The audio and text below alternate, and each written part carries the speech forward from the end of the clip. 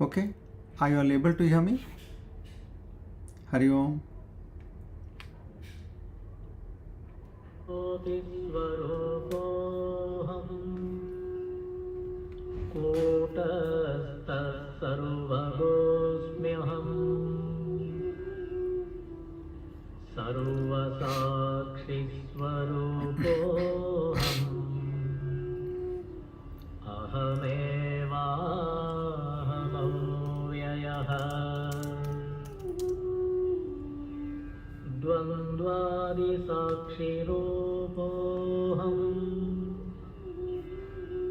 अचलोऽहं सनातनः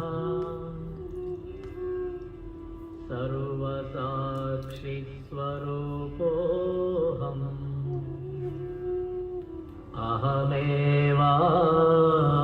अहमेवाहमव्ययः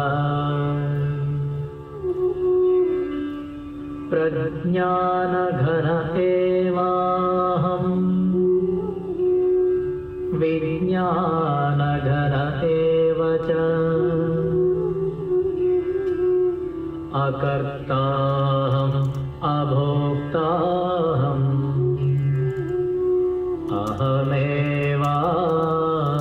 अहमेवाहमव्ययः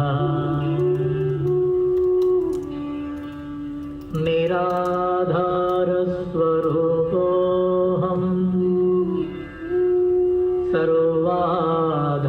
सर्वाधारोऽहमेव च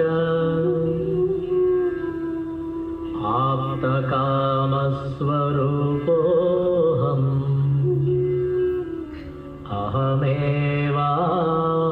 अहमेवाहमव्ययः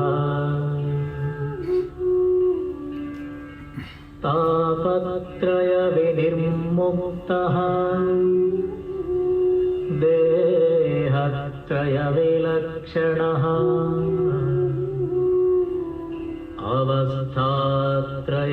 अवस्थात्रयसाक्ष्यस्मि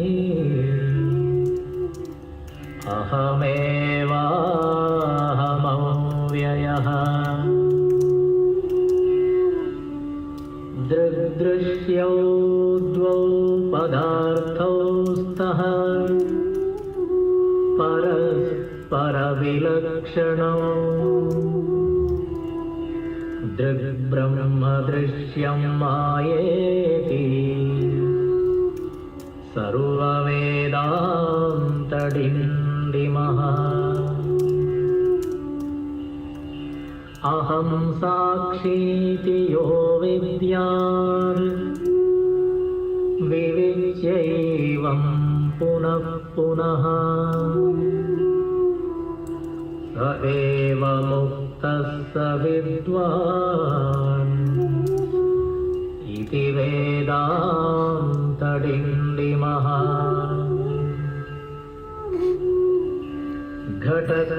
घटकुड्यादिकं सर्वं मृत्तिकामात्रमेव च तद्वद्ब्रह्म जगत्सर्वम् इति वेदान्तडिण्डिमः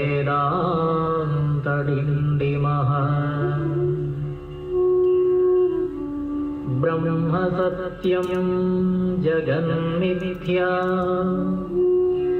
जीवो ब्रह्मैव नापरः अनेन वेद्यं सच्छास्त्रम् इति वेदान्तडिण्डिमः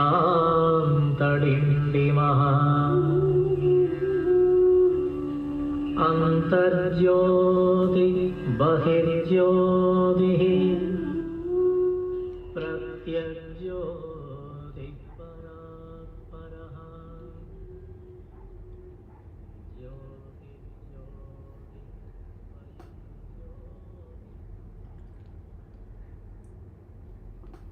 Okay, good. Now it's clear. Luckily, we have connections of 2 service providers, so we are able to switch over. Good. So we start with the prayer. Shri Harim Paramanandam Upadeshtaramishwaram Vyapakam Sarvalokanam Karanam Tam Namamyaham. I bow down in prostration to that Sri Hari, the world preceptor, the Lord of the universe, the all-pervading, the cause of the whole universe, and the supreme blissful reality.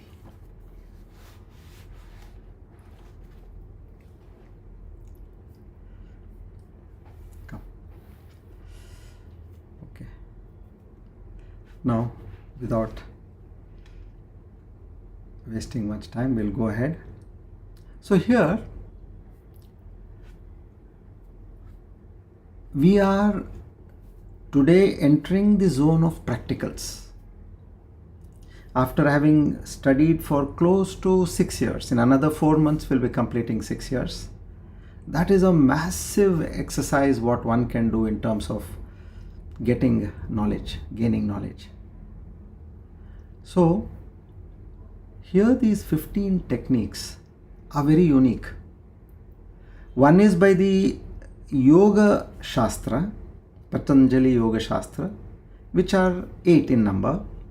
Bhagavan Shankaracharya adds 7 more to it. And with these 15 techniques, he tries to tell us how you can imbibe that knowledge which you have gained into your practical life. See, you might have spent about 2 hours to cook. Some delicacies are cooked overnight because they need to marinate. Like you have the dish known as dal bukhara. They marinate overnight. So, unless and until you taste it, you will not know what is the taste of that particular delicacy. So the taste of the pudding is in the eating.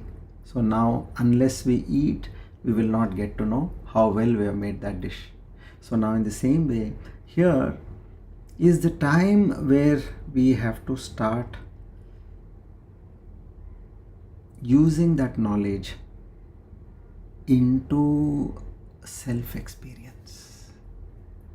Anubhava is what? Is where you have consciousness plus an object equals experience. But here, Anubhuti is something where you don't need any perceptions. Like to see, you need your eye. To hear, you need your ears. To smell, you need your nose. And same way, touch and taste. All these sensory perceptions are required for us to gather an experience of that particular sense. But now, this is one very unique sphere of knowledge where this experience needs no sense perceptions. This is one of the primary areas we need to understand. So you don't need the mind, you don't need the sense organs, nor you need the organs of action. If you want to go somewhere, you need your legs. If you want to take something, you need your hands. If you want to speak, you need your tongue and power of speech. So like this Anubhuti, if you can understand this, this is the fundamental thing. So we don't have to use any of these senses, be it the sense organs or the organs of action or the mind, intellect, memory, ego, nothing. So when you are minus all this, then the Swa Anubhava Aparoksha Anubhuti happens normally, casually and vehemently. So let's get into the understanding. So apart from adding 7 more techniques, Bhagavan Shankaracharya has made it very clear. He gives a different version altogether to what Patanjali has given. Now we'll see that starking difference. Like it starts, the first one is Yama. Yama is control of the senses. And for control of senses, there are 5 more practices which Patanjali Yoga tells us. Now, for all this, he gives one master stroke. So this way, what are these? That needs to be understood. Okay, we practice what the Yoga Shastra is saying, but at the same time, with the knowledge, we are going to have an additional weapon. Okay. So this is the kind of a twist, a Vedantic interpretation using the non-dualistic knowledge. And now these practices are absolutely foundational. They are basic practices, and I would say they are imperative as well. Imperative means must do. Do I have an option? No, you don't have an option. You must do. And say, for example, you're going for a job interview. Now, before going for the job interview, you have your do's and don'ts. What kind of attire you're going to wear? How do you do your hair? What kind of gadgets you are taking when you go there?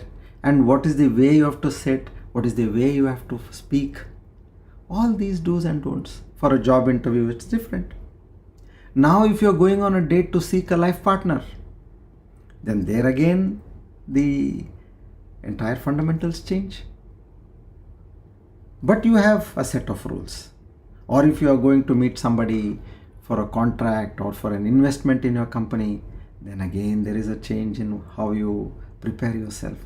So likewise, now for this spiritual experience of the divinity, these are the restraints, do's and don'ts, what is being prescribed over here.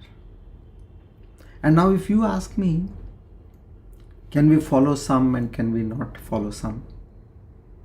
Is it like something, answer 3 out of these 5 questions, something like that? No, you have to answer everything.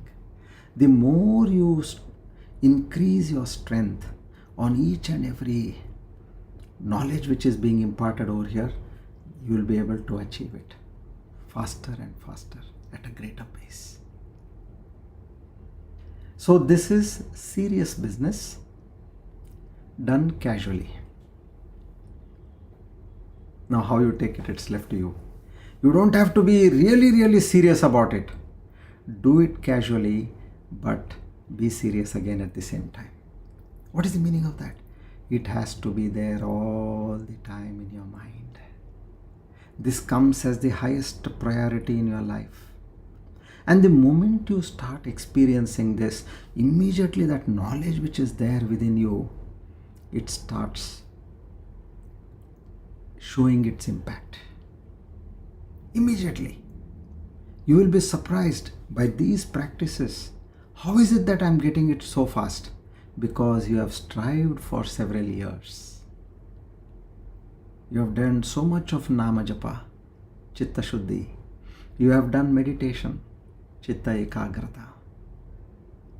And wherever possible, you have done that selfless service. So all this leads to you are well prepared. Okay. So now let's get on with the 104th shloka, where we talk of the first technique.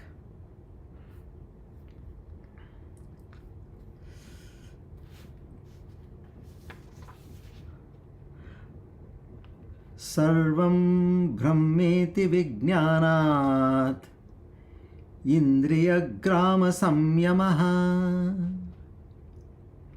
yamo yamiti samproktaha abhyasaniya muhurmuhu. As you all can see here, the restraint of all the senses by means of such knowledge as all this is Brahman is rightly called yama, which should be practiced again and again. Muhurmuhu means again and again. What is this? Now the master stroke is already given over here. And what Patanjali Yoga says, that is also given.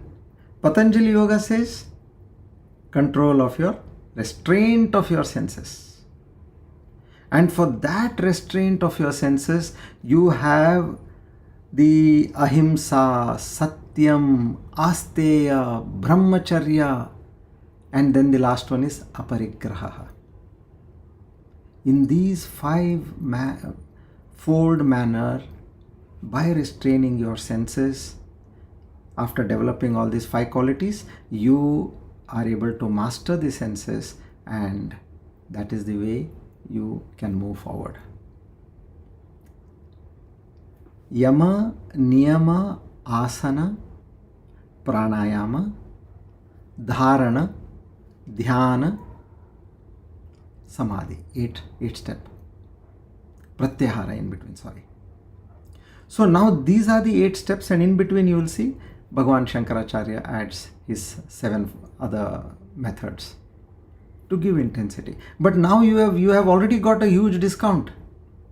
Now here Patanjali Yoga says for that one yama, you need to again have 5 more practices. And for niyama, you have to have another 5 more. So which means for 2, you have to practice 10. But Bhagavan Shankaracharya says, I'll give you one technique, you are able to hit all 5 at one go. So what is that now? First we'll get to understand the basics, that is what Patanjali Yoga Shastra tells us. And I'm telling you this, if you want peace in your life, if you want health in your life, if you want fulfillment in your life, if you want contentment in your life, and if you also want prosperity in your life, is there anything which you don't want in this? If you're getting everything, very good. There can't be a better deal than this. I want everything. Then this is the way. Not this is the way. This is the only way. I have tried all other ways. Nothing works. I'm telling you. Nothing works. Only this works. And it's not, okay, out of experience I'm telling you, as a person who is known to you, but the scriptures, the sages, whoever have followed this, they all corroborate on this statement. So it's not only for your worldly welfare, but it is eventually for your divine welfare.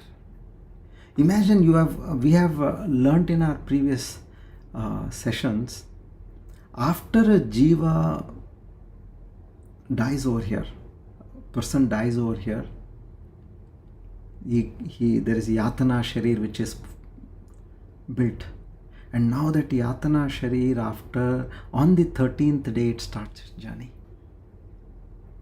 and it has to cross 15 stations. Somewhere it is extremely hot.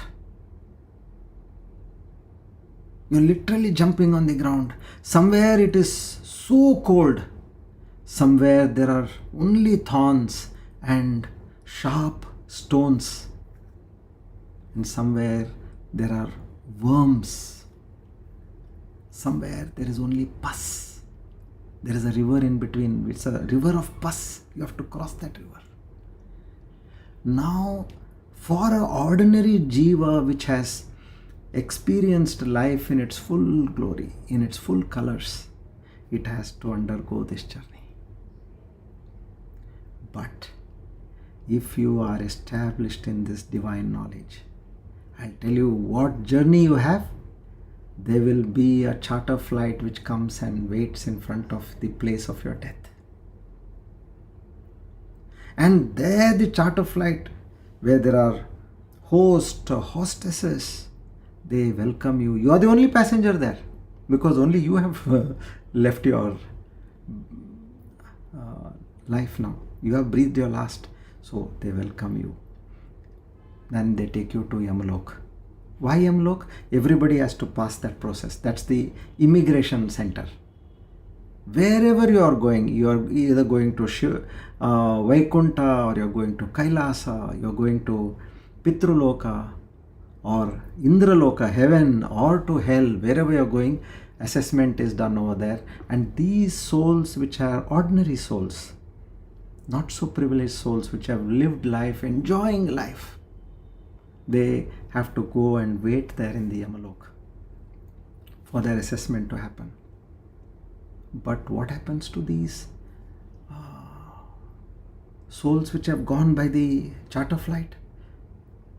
An officer from the Yamalok gets into your charter flight and he does your clearance. Please be seated. You don't have to get up. He comes near you. He does all the filling up, whatever needs to be done, and he clears you from there. And from there you have to go to Brahmalok or to the Kailas or to Vaikunta, depending on what you have done. Bear this in mind. Don't fall for these small pleasures of this world and pay a huge price later. Get established. We have come so far, meaning I would tell you that there is tremendous grace on us. Otherwise we won't have come so far. So now don't make a slip between the cup and the lip. And as I told you, immediately you get this benefit.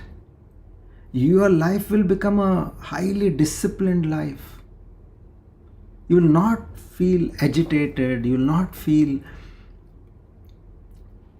wanting to achieve something. No anxiety, no fear. So this is that immediate result you will get. Okay. So now we start with this. Now as we said, this is an imperative, must do. Okay. So now the practices what we are on what basis? They are on the basis of what we have learned so far.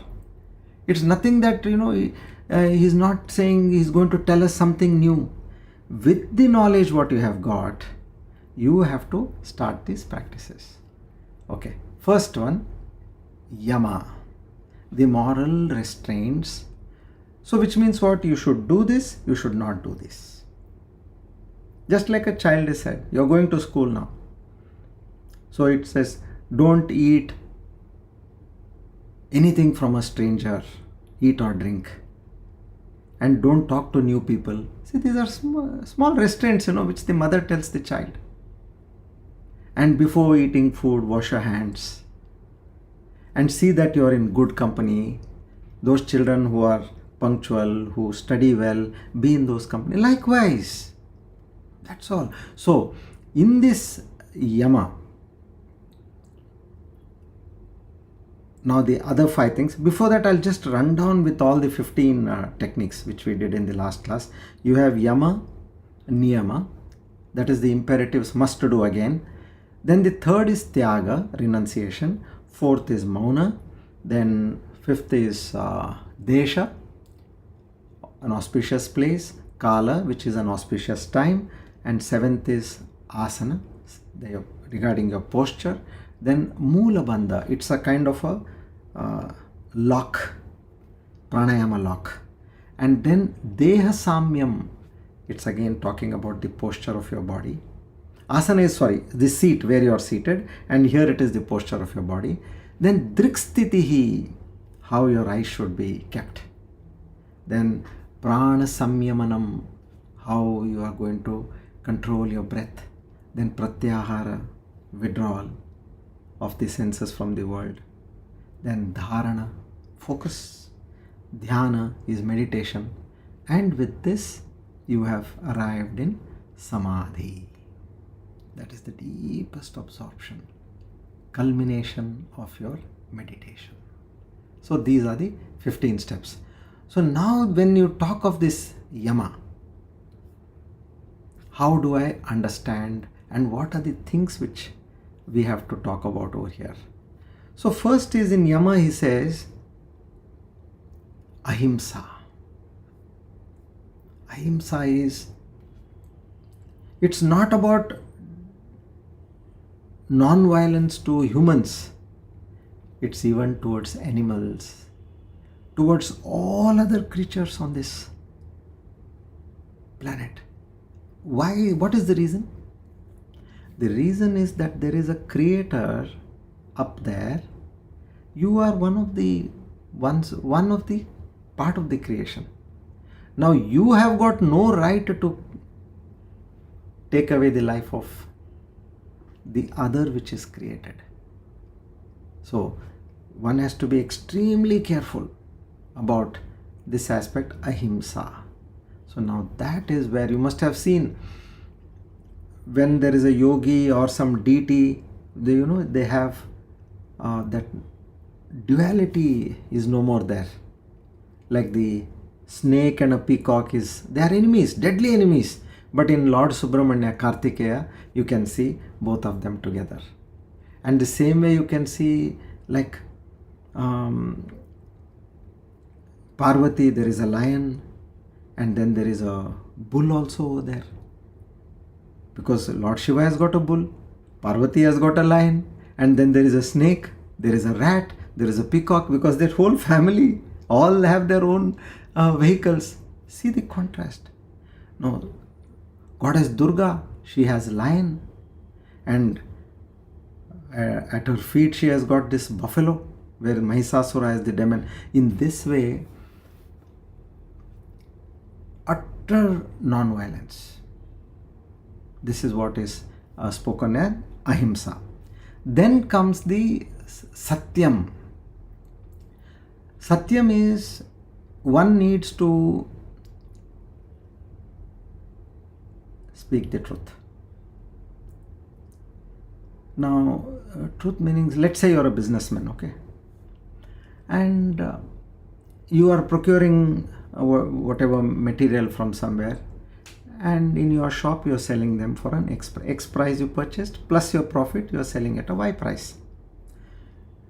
Now, being a businessman, and you are told that I must speak the truth. So that doesn't mean to say that you go on telling everybody that I source from so and so place.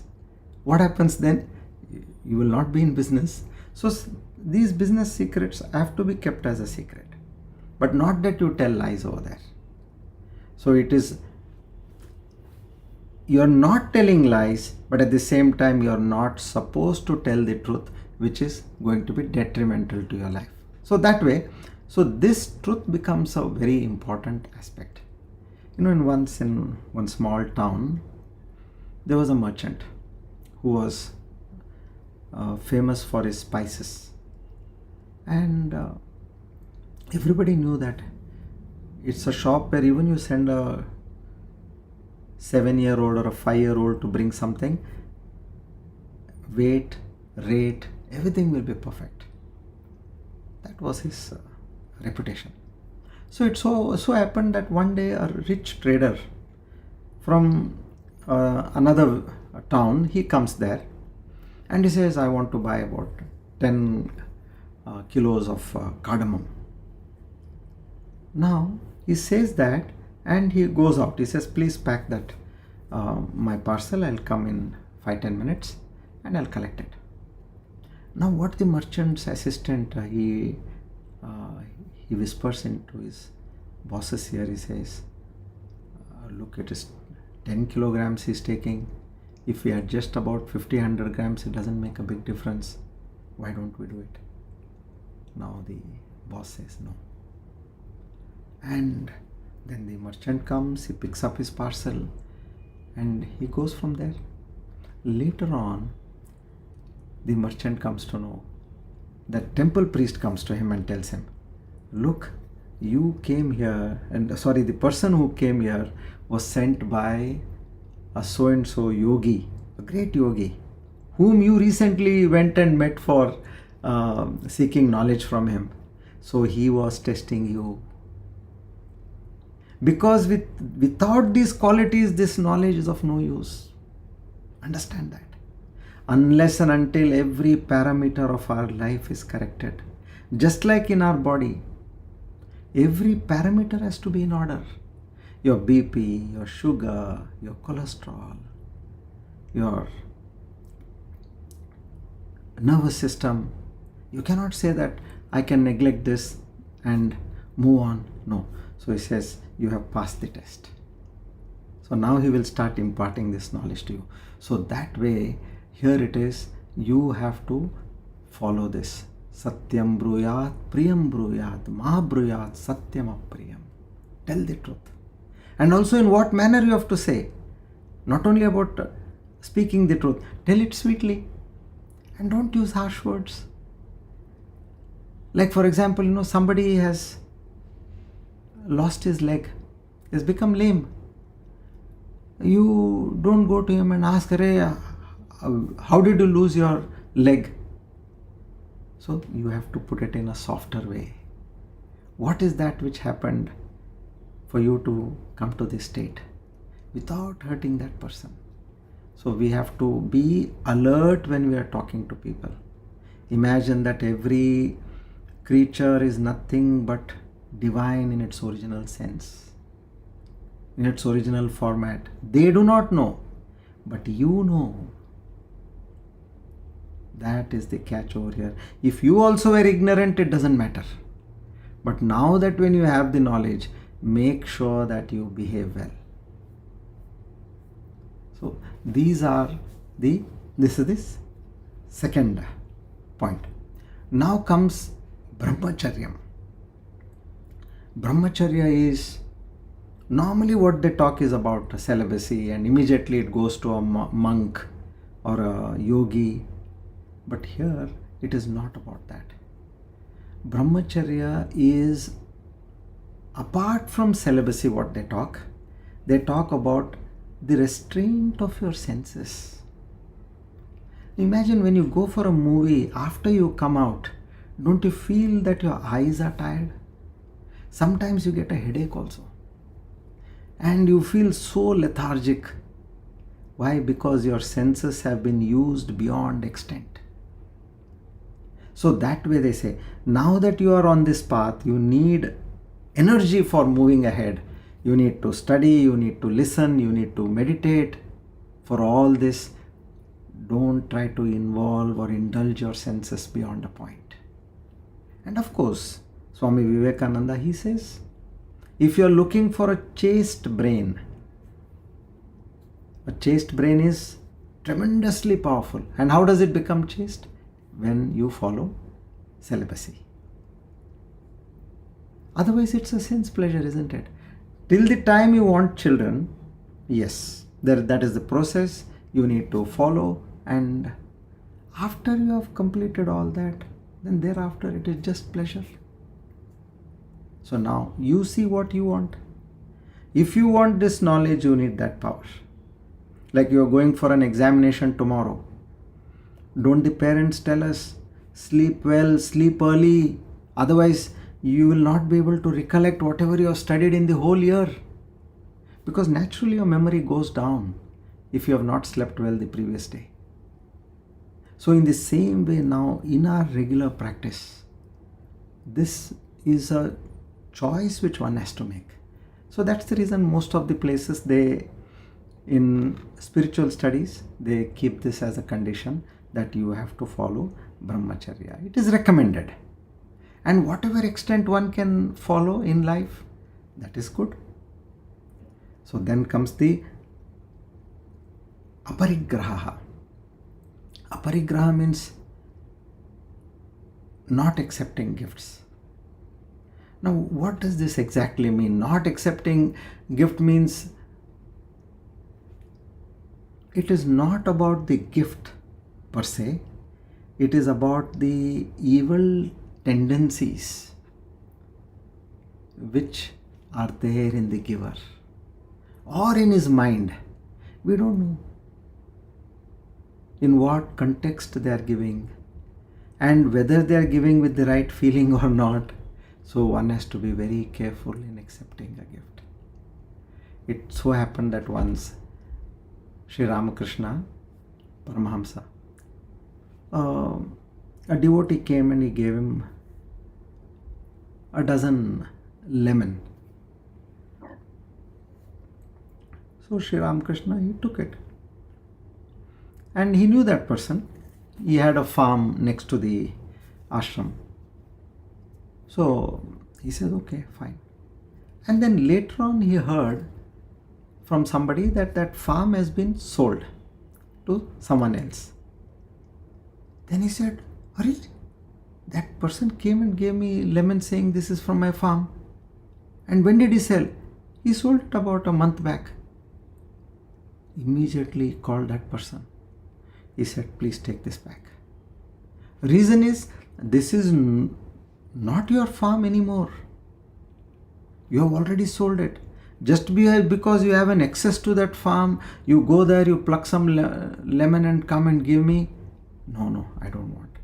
So this way, what is the source of what is coming to you? That is extremely important. Now when you go to it's not only about when you talk of gift and things like that, you have to also conservation. Now when you go to a good hotel, you have a bathtub and you have lavish taps over there where you get water from all directions. Now, when I used to go there and I see, my God, what? I have paid a hefty sum, okay, but that doesn't mean to say that I switch on all the taps and bathe over there. You don't need that. One tap over your head is enough. No, this is where you're respecting Prakriti.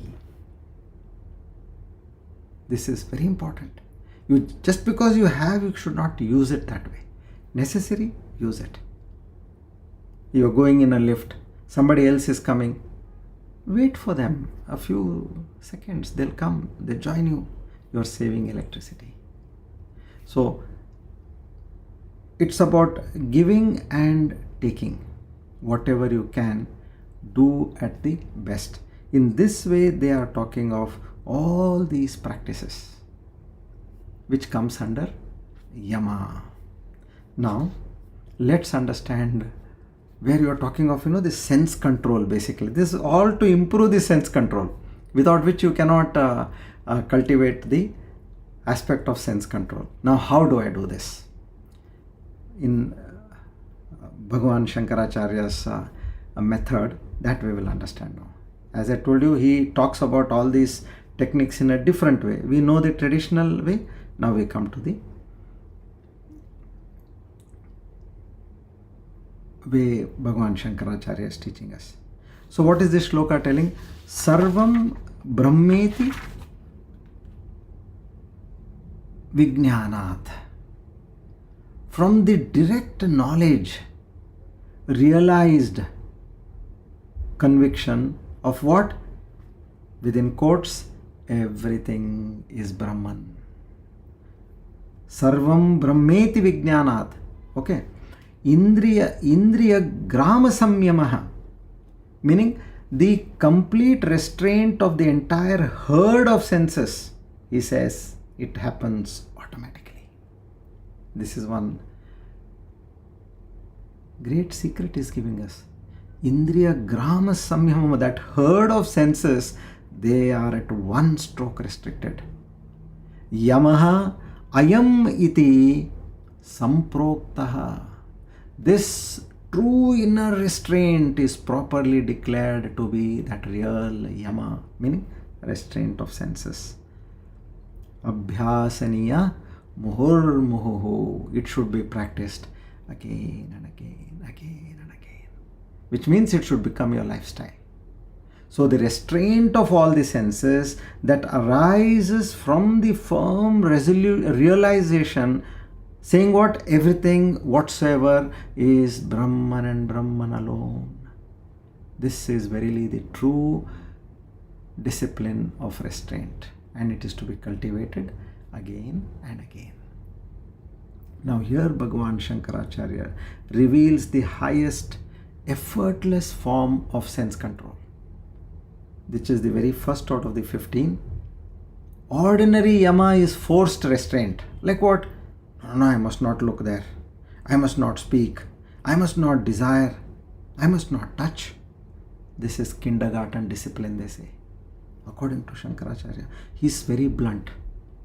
Not that he's wanting to, is ridiculing Yoga Shastra. No. He is saying, try this. This is a much easier way. So he says, that supreme yama, meaning restraint of senses, of a jnani is spontaneous and natural.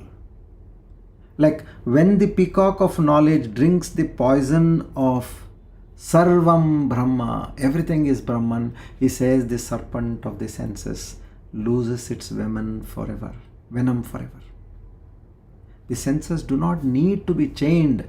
They simply stop chasing objects because the conviction there is no object apart from me has become a living fire in the heart of the jnani now. How do I understand this?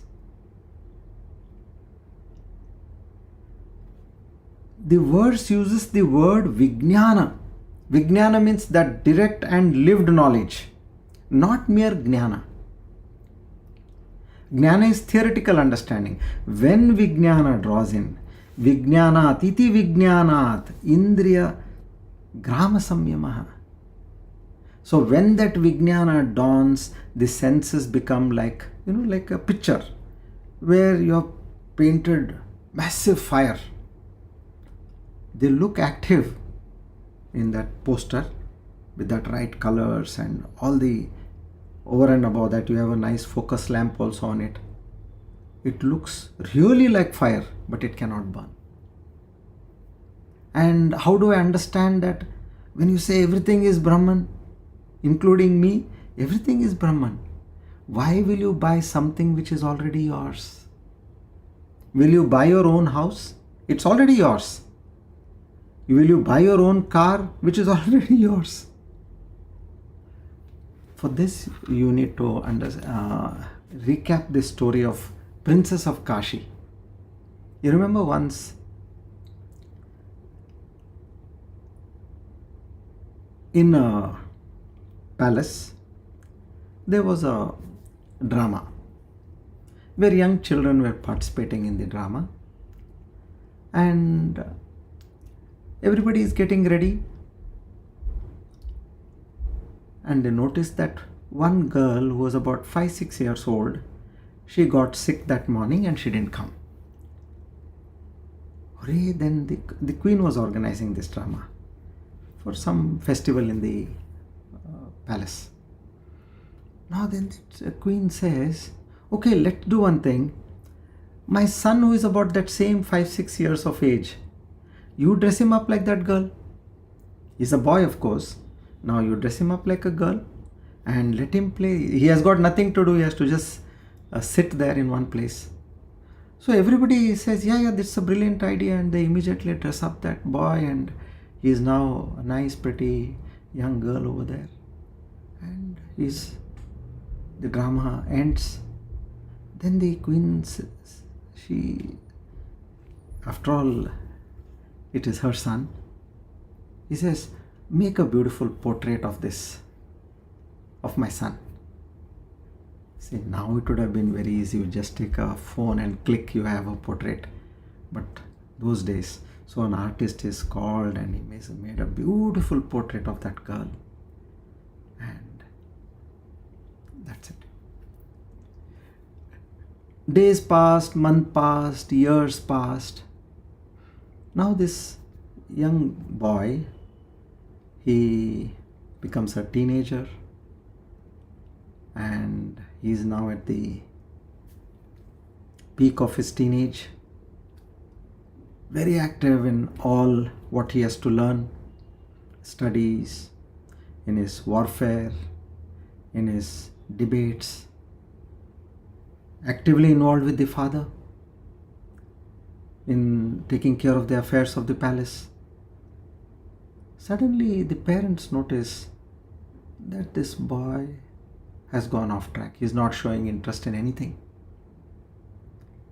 He's neither eating properly, nor sleeping properly, nor studying, nor exercising, nor practicing any of the things what he was doing.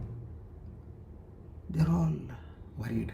They talk to that boy and they say, "Hey, my son, what's happening? Tell me." He's not revealing to anybody. In the palace, the minister, a very old minister, who has seen the boy in the cradle, he's quite close to the boy. So they tell the minister, please try to find out what has happened with him. And the minister comes and he takes him aside and he says, "Hey prince, tell me what has happened to you." The prince says, "I'm in love." "Oh, that's really nice. You are 18 years of age now, and those days this was the right age for marriage." He says, "Very good, very good. Who are you in love with?" He says, "I'm in love with the princess of Kashi." "Oh, that's even better. There are neighboring kingdom and very good." And he asks, "Where did you meet that girl?" He says, "No, I have not met her." "But then how are you in love with her?" He says, "Come, I'll show you." So he takes him to a place where all old stuff is kept in the palace. And then it shows a portrait which is written below, Princess of Kashi, and the date is written. He says, "Uncle, this is the Princess of Kashi. Look, she must be of my age now." Of course, it's a child's portrait, but now based on the date, it's 13 years before, and it must be have taken when she was 5 years old. So now I'm in love with this girl. Oh, the minister says, "Hey prince, you need to sit down. Calm down now." And then he tells him, "You know what this portrait is? It is you, Tattvamasi. When you were 5 years old, so and so situation happened and this portrait was made. This photo is none other than you." Now the moment the prince got to know that it is none other than him alone, immediately that desire dropped. Because it is him and him alone. Now there is nobody other than him. So that is what exactly here Bhagavan Shankaracharya is trying to indicate. When you are established in that truth of Sarvam Brahma iti Vijnanat, now you have to reach that stage where you have to meditate on it. What are you talking of this control of the senses? Bhagavan Shankara, like a lion roars in the forest. When a lion roars, all the deer, the rabbits, they just freeze. Not out of any special effort, but out of the sheer presence of that Lion King. So that roar of Sarvam Brahma, it should freeze the senses instantly. Now, like salt in the ocean, once this salt dissolves in water, it cannot be gathered again. So once that knowledge, Sarvam Brahma, all is Brahman, dissolves, then the sense of separatedness also dissolves. The senses cannot gather objects again. So this is precisely what they are promoting over here.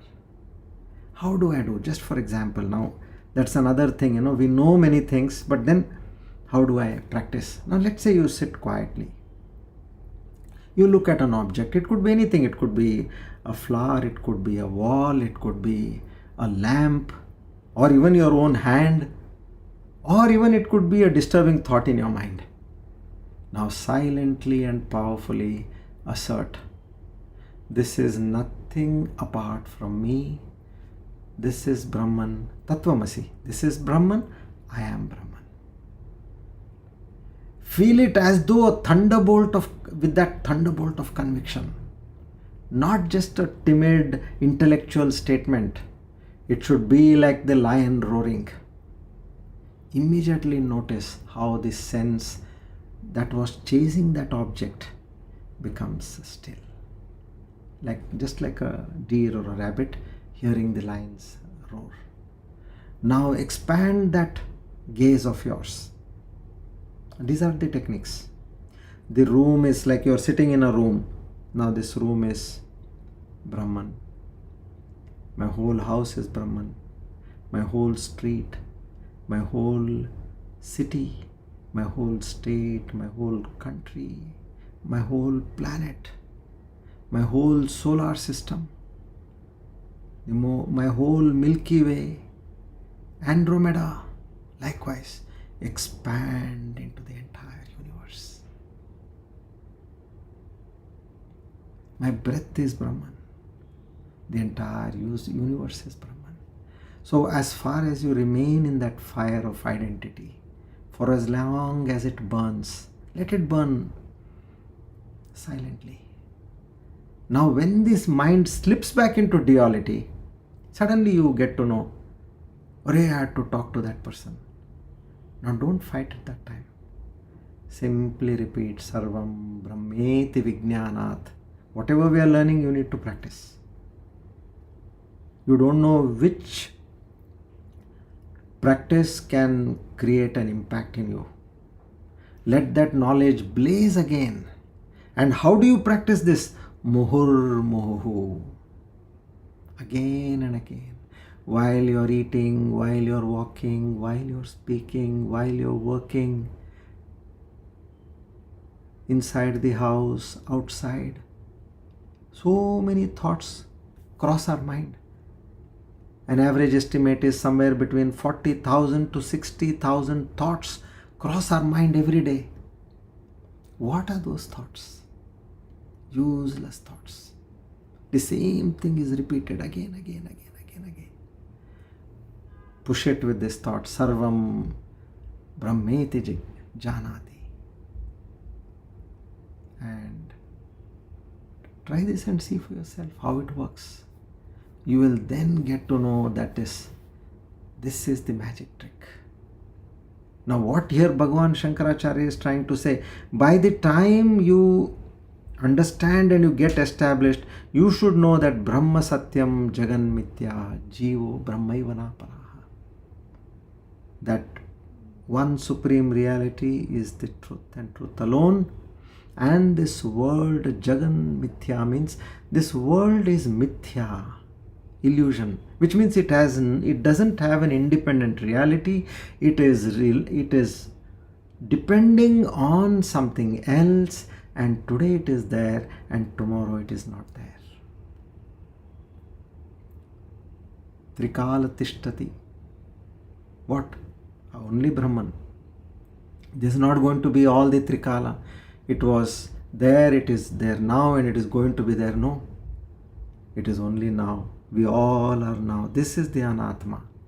So establish in that truth and continue your journey.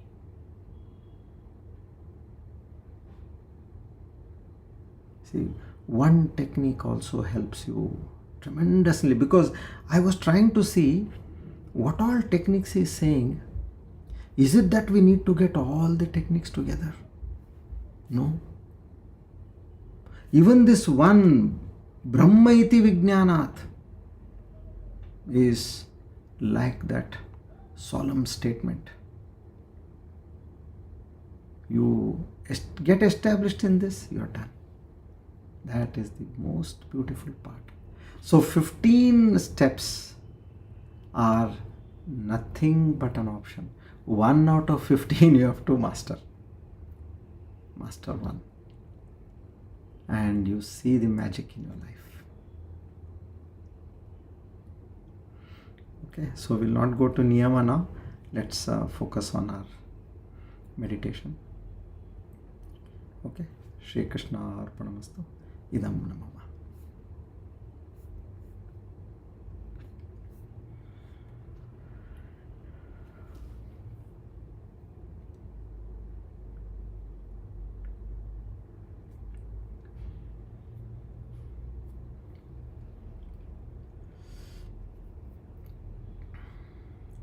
Today we are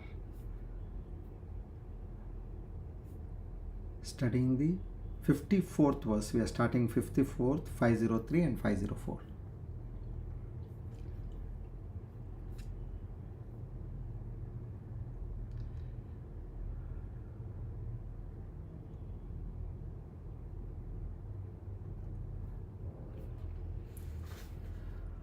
सोमपोमृतपः सोमः पुरुचित्पुरसत्तमः विनयो जय सत्यसन्ध्यो दाशार्यः सात्वतां पतिः. 503.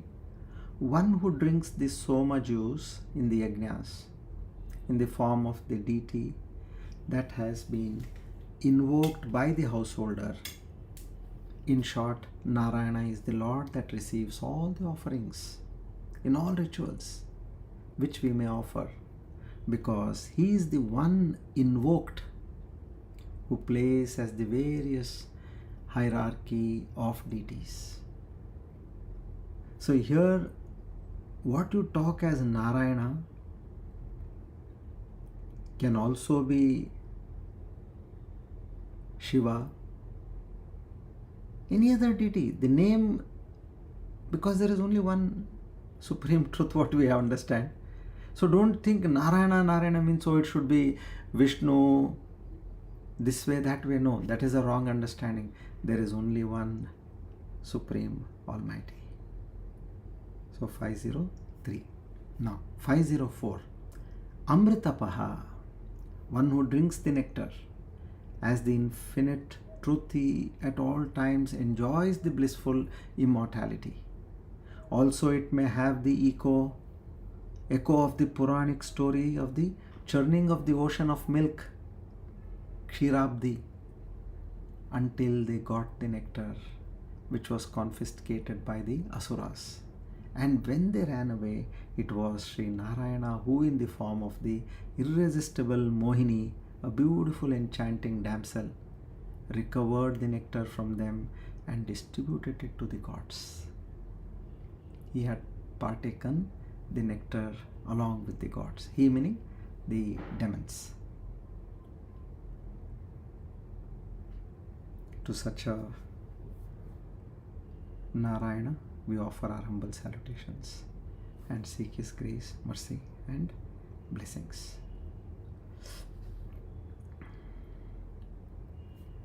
Now we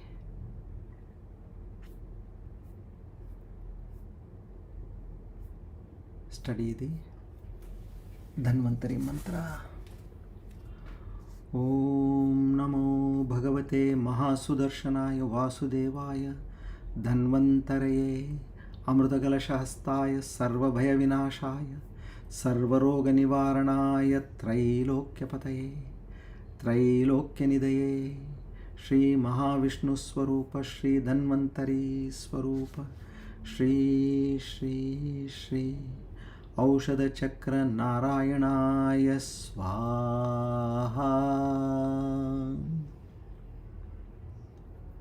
Om Namo Bhagavate Mahasudarshanaya Vasudevaya Dhanvantaraye Amrutakalashahastaya Sarvabhaya Vinashaya Sarvaroga Nivaranaya Trailokyapataye Trailokyanidaya Shri Mahavishnu Swarupa Shri Dhanvantari Swarupa Shri Shri Shri Aushadha Chakra Narayanaya Swaha. Om Namo Bhagavate Mahasudarshanaya Vasudevaya Dhanvantaraye Amrutakalashahastaya Sarvabhaya Vinashaya Sarvaroga Nivaranaya Trailokyapataye Trailokyanidaya Shri Mahavishnu Swarupa Shri Dhanvantari Swarupa Shri Shri Shri Aushadha Chakra Narayanaya Swaha.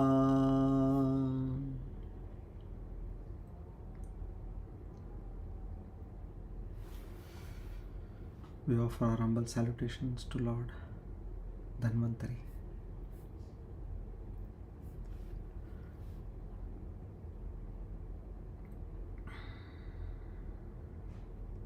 Yeah. So Shamla is asking aparigraha, which is non-possessiveness. So yes, anything you have, idam namama, perfect. So where it is, hold everything in life as a trustee. Even your own house, you might be the owner of the house, but always when you enter the house, have that bhava that this house belongs to the Lord, and He has given me this rare opportunity to stay in this house. A simple offering, feeling of that kind. That I am not the owner of this house. You sit in your own car. This is what the Lord has given me to use. It's not my car. Idam na mama. Very good. Okay.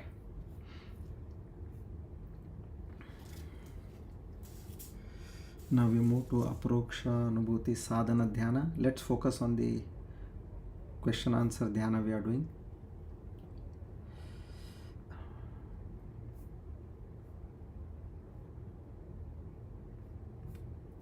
All of you, please relax. Take a few deep breaths, as deep as you can.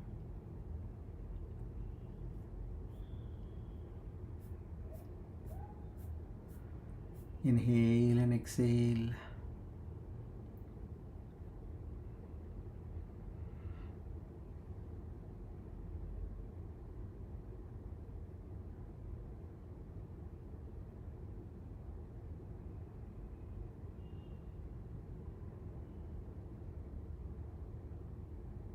Head, neck and spine are in a straight line. Don't be too rigid. And also at the same time, don't be in a relaxed position where you go off to sleep. Be in a moderate situation.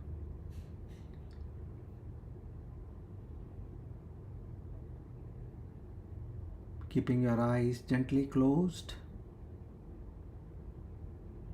as though two petals are resting on each other. Ensure that your forehead is completely relaxed. Your face is relaxed. Your shoulders are relaxed.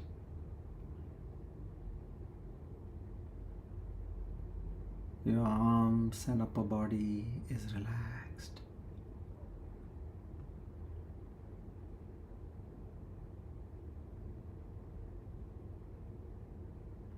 Keep observing your breath.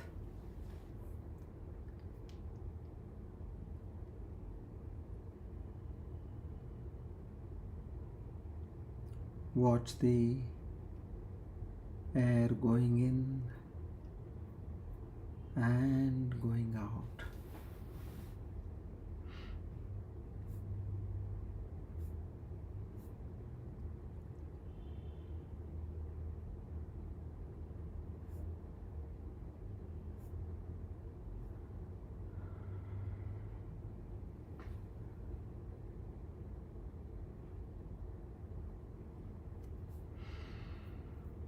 Now we have to imagine, from the Jiva Bhava to go to the Paramatma Bhava. There is one step in between, which is the Sakshi Bhava. Extremely important, a paradigm step in the journey of spirituality. Just this one step. If you are able to get on to the Sakshi Bhava, most of your job is done. Rest is in the hands of the Almighty. When the right time comes, just as a dried leaf falls down from the tree, just as a ripe fruit falls down from the tree, just as the raindrops fall down from the cloud, in the same way you will be in the state of the Paramatma Tattva. What we need to practice again and again is being in the Sakshi Bhava. So, in the process of this question answer, we'll try to move ahead. What is the witness? Now from Aham Bhava to Sakshi Bhava, stage 1. The witness is that which sees all things come and go. It itself does not come and go, but it is the changeless background in which all experiences arise and eventually set. See now, with your eyes closed and a peaceful mind, allow these thoughts to go in, and everything you can relate to so very well. It will change the perception in your thought process and your living process. Now the witness is not a person. It is the light in which everything is seen. It is the Chetana Shakti, the reflected consciousness in which everything is experienced as a jiva. Is the witness the same as the self? Question. The witness is a reflection of the self in the mind. No doubt it is a step towards realization, but not the ultimate step.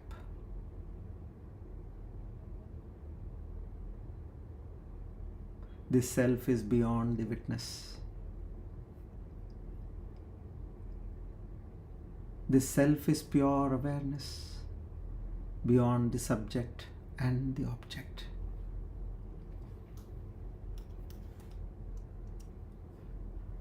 And the experience Triputi. Can the witness observe itself? The witness can only observe what is other than itself. Example, the eyes. To know the witness as yourself, or rather as your true self,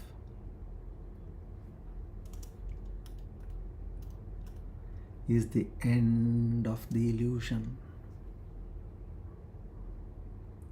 This awareness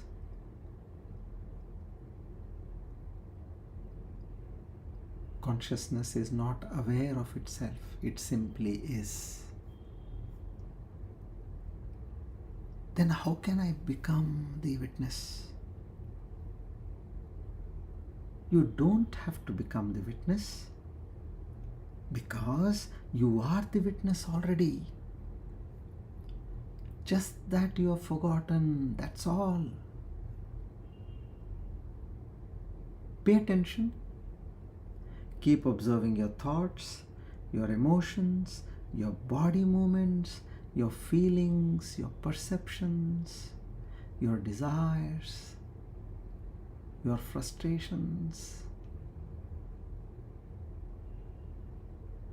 your anxieties, your fears.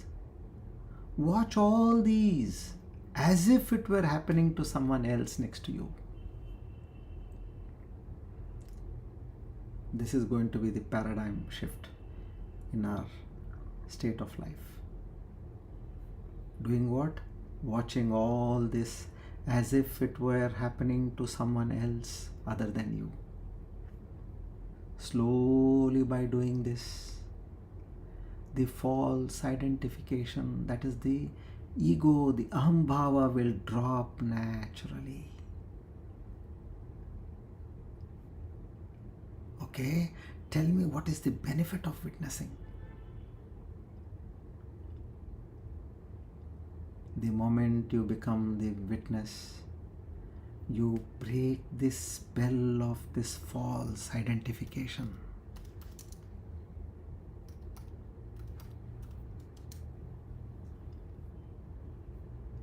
You see things as they are,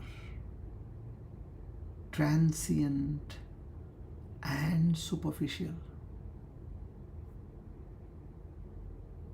It immediately brings a sense of detachment, clarity, and peace in your life. You are no longer drowned in the ups and downs of any experience.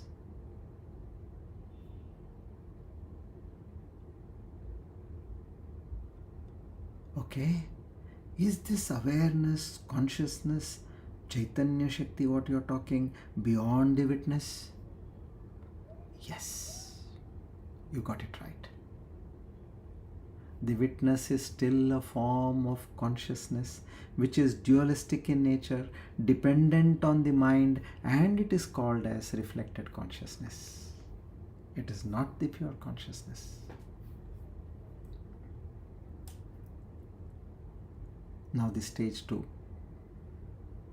Understanding and preparing from Sakshi Bhava to the Shuddha Chaitanya.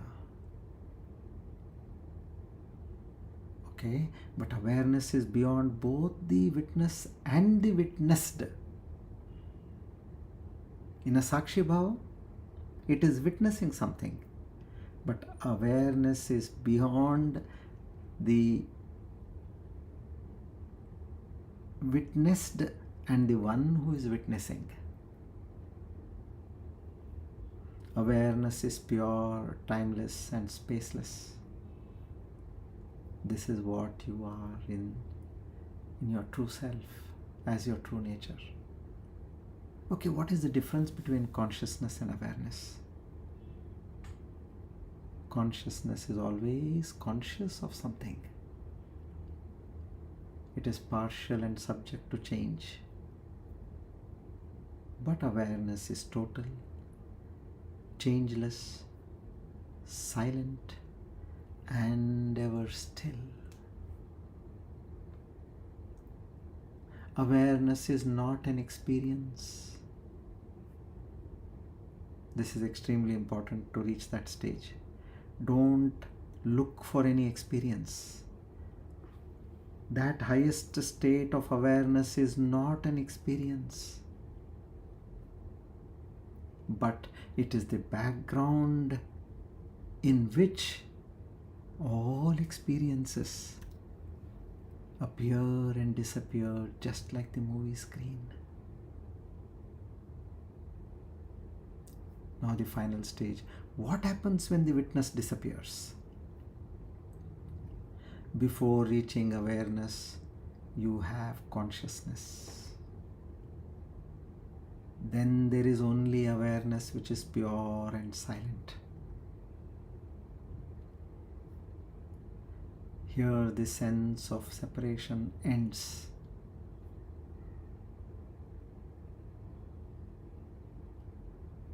No one remains to say, I am aware. The Triputi is dissolved.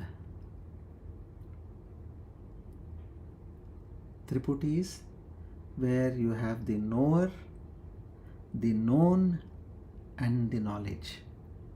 All these three combined together is an experience. There is just awareness. This is the true self.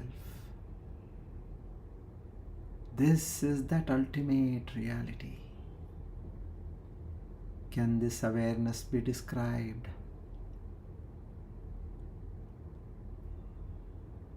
If I am going to a place, I should know where I am going. And after having reached the place, I should know that I have reached the place. Like, what is the building number? What is the color of the building? How does it look? What is the street? In that way, can this awareness be described? Point blank answer, no. It can be known only by becoming it. It has no attributes. You cannot see it, but without it, nothing can be seen or experienced. It is closer than the mind, closer than the, within brackets, I am. That I am meaning, that ego I am. This is your true nature.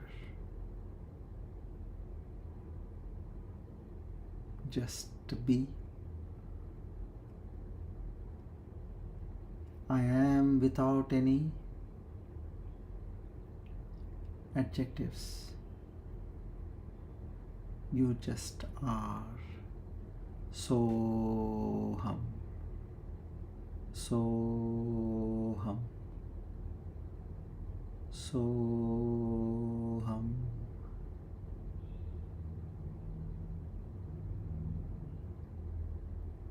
Shivoham.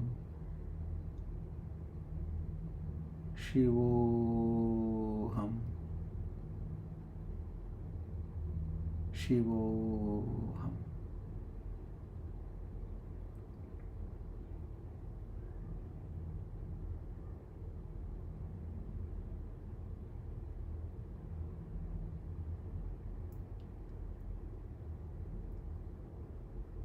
Drop everything and you are there.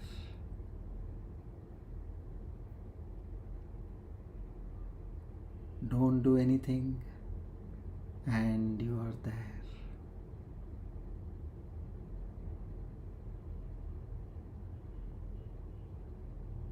Chumma iru, in the words of Bhagavan Ramana Maharshi. Just be.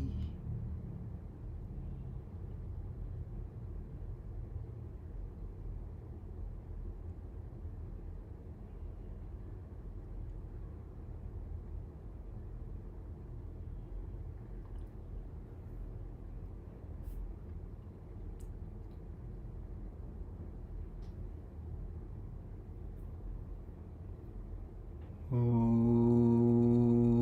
Purnamada Purnamidam Purnat Purnamudachyate Purnasya Purnamadhaya Purnamevavashishyate. Om Shanti Shanti Shanti. Hari Om Tat Sat. Shri Chinmaya Sadgurave Namaha.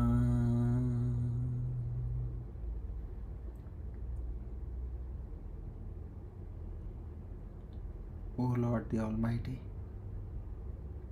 together with obeisance, we offer today's Jnana Yajna at your lotus feet to seek your grace, mercy, your love.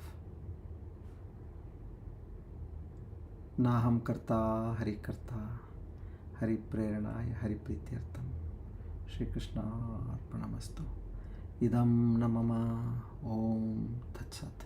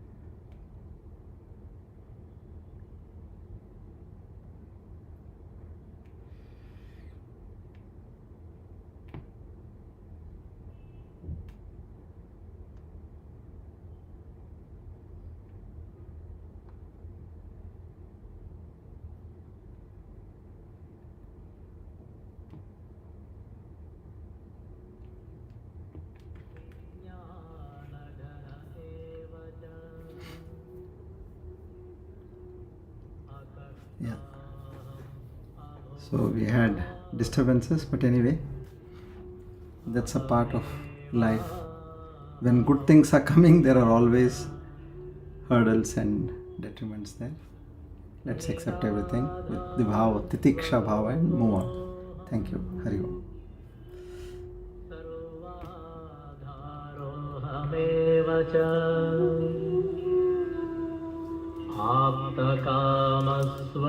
आप्तकामस्वरूपोऽहम्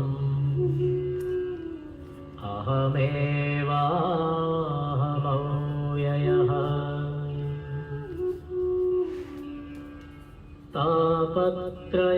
तापत्रयविनिर्मुक्तः देहत्रयविलक्षणः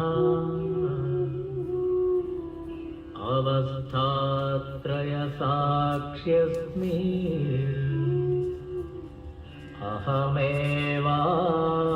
अहमेवाहमव्ययः दृग्दृश्यौ द्वौ पदार्थौ स्तः परस्परविलक्षणौ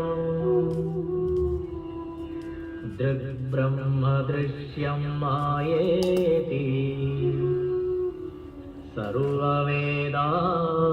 सर्ववेदान्तडिण्डिमः अहं साक्षीति यो विद्यात् विविच्यैवं पुनः पुनः स एव मुक्तः स विद्वान् इति वेदान्तडिण्डिमः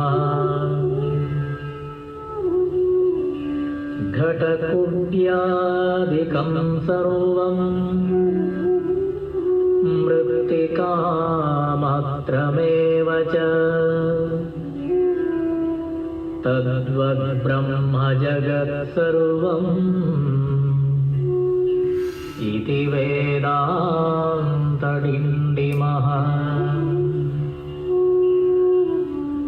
ब्रह्म सत्यं जगन्मिथ्या जीवो ब्रह्मैव नापरः अनेन वेद्यं सच्छास्त्रम् इति वेदान्तडिण्डिमः